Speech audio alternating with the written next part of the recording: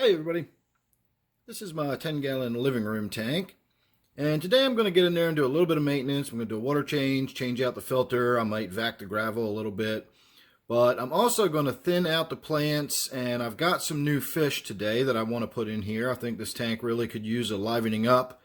It's getting kind of boring. There's not many fish left in it, and the plants are getting so overgrown that you often can't even see the fish because they're either in or behind the plants. So we're going to thin out the fern a little bit.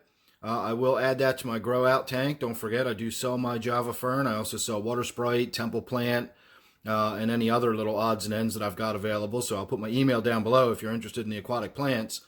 In the meantime, we're just going to consider this the before part of the video. It's going to be a simple before and after, and we'll get to have a look at what it looks like after I've gotten the plants trimmed up, and we're going to add a few new fish. So there's your before,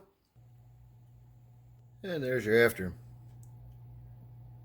So I took a ton of plants out of there. Once I got in and started picking them apart, I realized how thick the Java fern had grown in there. The rocks had all sort of been knocked over and knocked out of place, and it was really a mess. It was really thick with plants. And so I wound up pulling the whole entire mass out, pulling it off of the rocks. I repositioned all the rocks and basically just broke one good rhizome off out of the whole mass and tucked it back in there. So hopefully it'll continue growing down and to the right, but the rhizome also continues sort of up and to the left, so we'll get that sort of same sort of line of the Java growing across here. As I mentioned, I restacked all of the rocks so you can actually get to see a little bit of the texture and the caves and hiding places in there. We've got my 3 little peppercorns on the bottom, a few glow light tetras that are still in there, that one lonely neon that's been in there by himself forever. I've got 1 live bearer left in there, and then the 3 new fish I added today are 3 yellow guppies that I got from PetSmart. I really like these yellow guppies. They're really, really vibrant, and they add a really nice splash of color. And of course, I love guppies anyway, just their behavior's awesome. They're just great little fish.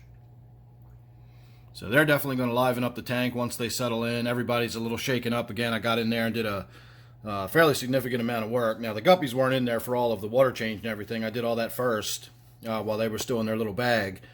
But again, the guppies just got in there from the fish store. Not going to worry about quarantining them. This tank has so few fish in it, and it's so small it practically is its own quarantine tank. If they do turn out to have ick or some other issue like that, I can certainly just medicate this whole tank. I'm not really going to be too concerned about that. So that's about it. Not a lot to talk about in this one. I will mention that it is very few and far between, relatively speaking, that I have to get in these tanks in my upstairs areas and do plant removal like this. My tanks downstairs grow much, much more vigorously, and I believe it's because of the elevated levels of CO2 in my basement. I don't treat the tanks any differently otherwise. If anything, the tanks up here would get probably less frequent water changes and therefore have higher levels of nitrates and other nutrients in there. So you'd think I'd get more vigorous plant growth, but even my water sprite does not grow very well in my tanks upstairs, whereas downstairs I practically need a rake to pull the stuff out of some of my tanks down there. So this was probably, I don't know, a couple of years in the making, but that is what I pulled out of here. So all of that Java fern, and you can see some of those rhizomes in there, are very significant chunks of rhizome. This is not any small amount of Java fern. So all that's going to go downstairs and go into my grow out tank.